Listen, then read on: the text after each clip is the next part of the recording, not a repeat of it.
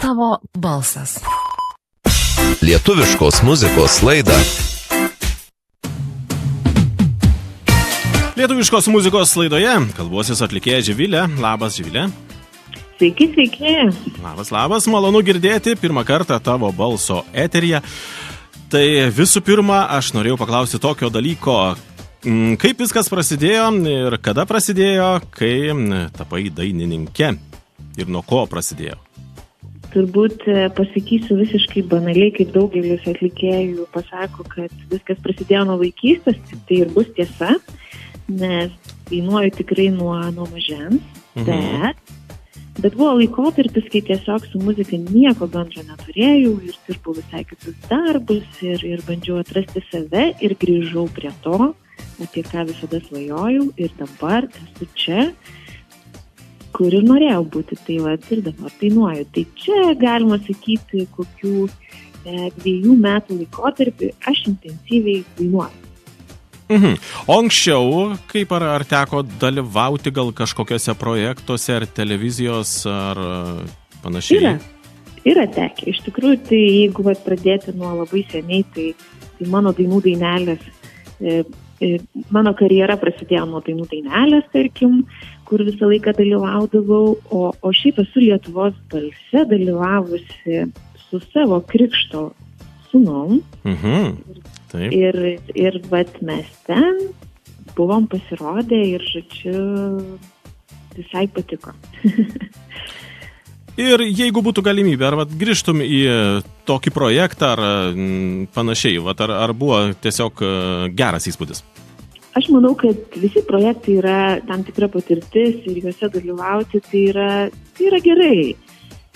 Kiek iš to atsineši kažko, tai arba pasisemi, tai čia vėlgi individualiai priklauso, bet tikrai patirties gauni ir pamatai tuos užkulisius, kaip ten kas vyksta, kaip ten, kur galbūt niekada nesusidurit su tam realiam gyvenime, nes, kaip ir dainuoju, tai galbūt privatus renginys arba kažkoks tai renginys miesto šventė, tai ten yra kiti užkulisiai. O čia yra televizija, čia yra profesionalų komanda visai kita, tai tikrai dalyvaučiau.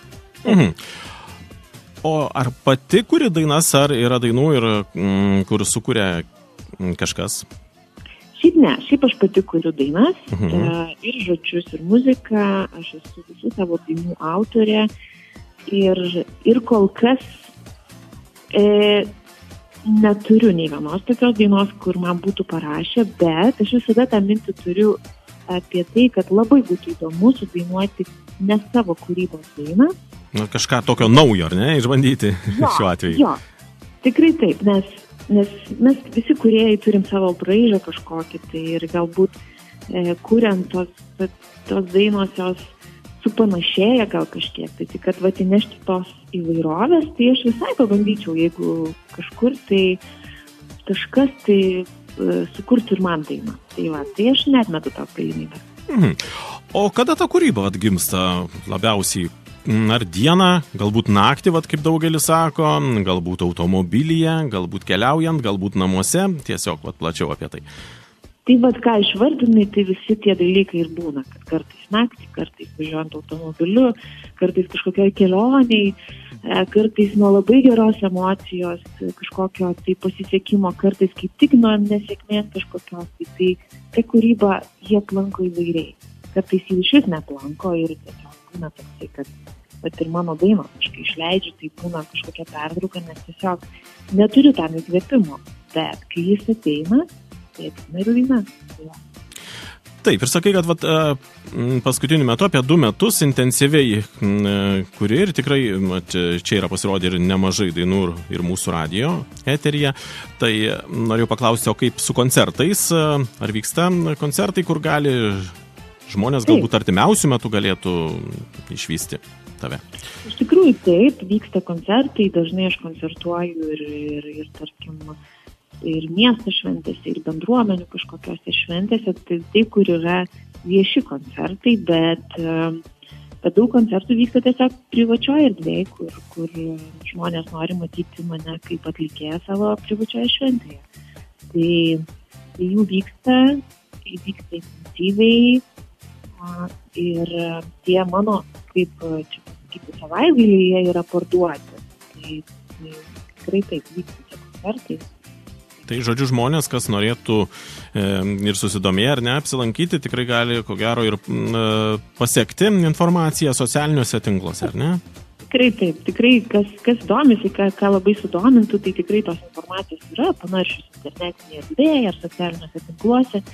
Tikrai galima pamatyti, kur mane galima viešai išvysti ir tiesiog ateiti ir pasiklausyti. Gerai, o dabar paklausiu tokio klausimo, kokią pati muziką mėgsti? Aš tikrai turiu savo mėgstamą muziką, nors man visa muzika patinka. Aš nesu tas žmogus, kuris labai skirstytų muziką, nes muzika man visa graži. Galbūt, jeigu reiktų pasakyti, ko aš neklausyčiau, tai galbūt kažkokio sunkaus roko, kuris man tiesiog nėra visai priimtinas, bet visa kita man labai patinka. Ir išskirti kažko labai galbūt ir negalėčiau. Man tiesiog patinka. O be muzikos dar kokių veiklų pati turi, ar pagrindas yra muzika? Šiai dienai tai yra pagrindas muzika. Jeigu kalbant apie darbus, o hobių, tai aišku, aš jų turiu. Aš turiu labai fantastišką vietą, tokį vienkiemį, kurį aš važiuoju ir pasislėpiu nuo viso pasaulio. Tai kaip tik ir norėjau klausti, tavo laisvalaikis, galbūt atostogos, tokios turbūt būna, ar ne? Toks atitrūkimas nuo visko. Tikrai taip, nuo visų blizgučių, nuo visos pompastikos ir aš atvažiuoju į vienkiemį, kur aš neturiu kaimynų. Mano kaimynai yra žvėreliai arba užklydęs kažkoks tai labai, labai fainas paukštis. Tarp kitko, šiomis dienomis pas mane sodyboje gyvena su manim kartu kurtinys, kuris yra įrašytas į raudoną knygą. O, įdomu. Tai žodžiu taip, aš turiu tokį hobį, kur tiesiog mano sodyba, mano vienkiemį. O metų laikas koks mėgstamiausias? Šiaip aš mėgstu šilumą, tai galiu sakyti, kad labai man patinka vasara. Bet man patinka ir žiema, nes žiema mano gimtadienis. Tai gal, o pavasaris vėlgi, man visi patinka. Žodžiu, visi patinka. Visi turi savo žavesį. Gerai, o dabar paklausiu tokio dalyko. Mėgstamas patiekalas, pavyzdžiui, koks būtų Živilės? Aš labai mėgstu gaminti. Gal pradėsiu nuo to. Tai yra irgi mano vienas iš hobių, jeigu aš būna pajokauju, kad jeigu aš nedainuočiau, tai aš būčiau šefė. O, taip. Tai man patinka mėgstamiausias patiekalas. Aš labai daug mėgstu. Aš mėgstu valgyti, mėgstu gaminti, mėgstu eksperimentuoti su patiekalais. Aš būna juos pati sukuriu. Galbūt kažkur užmačius, kažką tai patobulinus ir gaunasi kažkoks naujas šedevras tiesiog. Ir gal pasakysiu taip, kam pasako mano artimieji ir draugai, kad tu žiauriai skaniai gamini. Tai man daug kas patinka. Negali ištikti. Nesi išrankė, ar ne? Bet gal pasakysiu taip, man patinka lietuviška virtuvė. Aš tikrai niekada neatsisakysiu cepelinų ir kukelio. Tai va. Supratau. O kava ar arbata? Aš mėgstu gerti kavą ryte, nors jį man ne visai tinka, bet aš ją mėgstu, nes tai yra ritualas. Tai tikrai pasirinkčiau kavą. Supratau, tai, žodžiu, kaip ir aš, kava iš tikrųjų, kaip tikrai teisingai sakai, toks ritualas ypatingai ryte, ar ne? Taip. Ir dabar toks pabaigai dar vienas klausimas, jeigu reiktų pasirinkti, tokie būtų 3 gyvenimo malonumai. Taip. Tai pavyzdžiui, tiesiog. 3 gyvenimo malonumai, kokie jie yra? Tiesiog išvardinti. Taip, tiesiog išvardinti. Aš labai mėgstu miegoti. Niekada neatsisakyčiau. Bet tai labai gerai, nes sako miegas sveikata mūsų iš tikrųjų. Tai. Neiškeiščiau, pavyzdžiui, kažkokį tai dalyką pasilinksminimą, tarkim. Aš pasirinkčiau pamiegoti. Pavalgyti. Aš labai mėgstu valgyti skanų, gerą maistą. Ir trečias, tiesiog mylėti gyvenimą. Labai Mylėti puiku. žmones, Taip. mylėti viskas, kas yra aplinkui ir tuo džiaugtis. Tai va tokie mano gal malonumai. Gerai, ir jau pačiai pabaigai, grįžtant prie muzikos, dabar norėčiau, kad ir pristatytum naują dainą, kuri visai netrukus čia ir nuskambės tavo balso eteryje ir nuo šios savaitės ji čia pakankamai dažnai suksis. Tai va, tai žiūrėjau mano daina, padovanosiu viską, tai čia pati naujausia mano daina. Žodžiu, aš dažnai kuriu dainas, nebūtinai kalbėdama apie save, apie savo gyvenimo istoriją, bet man labai patinka stebėti žmonės, man labai patinka stebėti žmonių gyvenimus ir kartais visą tai stebėdama aš sudedu į tas dainas.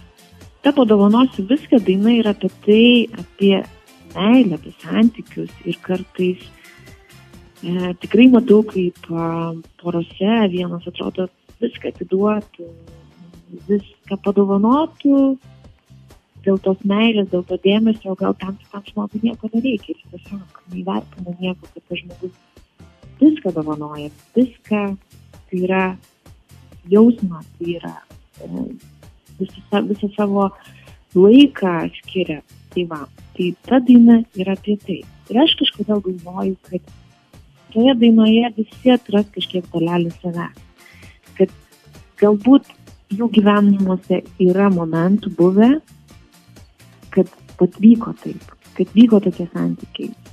Nors daina nėra labai liūdna, bet mintis nėra visai tokia jau linksma. Tai va, tai daina tokia, viską, bet ir tuo pačiu galbūt norėčiau pasakyti, kad žmonės turėtų labiau mylėti vieni kitus, vertinti, dovanoti šypsenas, dovanoti džiaugsmą, dovanoti meilę, kuo daugiau meilės vieni kitiems. Ir tas pasaulis tiesiog bus gražės. Labai, sakyčiau, tikrai teisingai pasakyta ir labai gražiai pristatyta daina, tai dabar belieka jos ir pasiklausyti čia tavo balso eteryje. Živilė, ačiū labai. Taip. Aš dar noriu visus pasveikinti su artėjančiom šventėm. Ir tave, Vidai, ir visus klausytojus, ir mano klausytojus, ir radio klausytojus, su artėjančiomis gražiausiamis metų šventėmis. Taip, tai iš tikrųjų artėja jau nenumaldomai metų šventės, tai ir tave, Živilė, taip pat su artėjančiamis šventėmis linkiu gražių, gerų švenčių, linksmų ir sėkmės toliau kūryboje. Lauksim visada naujų dainų, sėkmės koncertuose, daug gerbėjų ir be abejo puikios muzikos. Ačiū labai. Ačiū, iki kitų kartų. Iki kitų kartų. Ta diena, kai aš sutikau tave, tiek svaigo man iš meilės galva.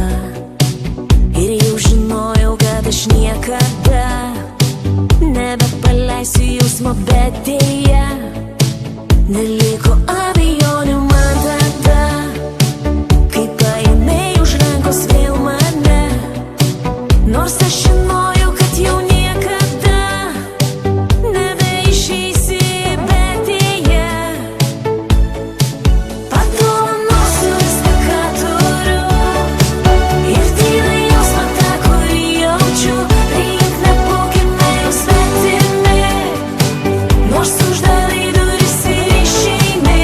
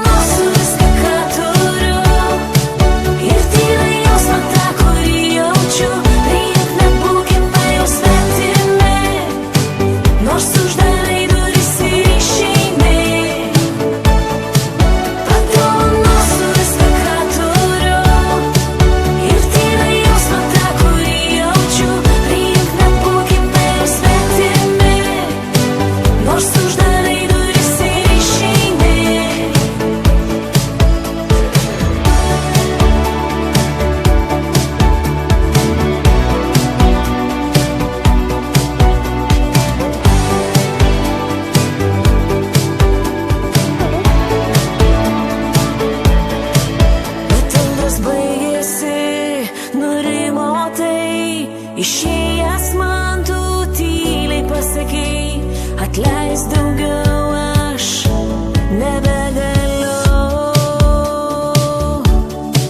Padovanosiu viską, ką turiu, ir tyrai jausmą tą, kurį jaučiu. Priimk, nebūkime jau svetimi, nors uždarai duris ir išeini. Padovanosiu viską, ką turiu, ir tyrai jausmą tą, kurį jaučiu. Priimk, nebūkime jau svetimi, nors uždarai duris ir išeini. Tavo balsas. Informacija ir muzika tau bei tavo draugams.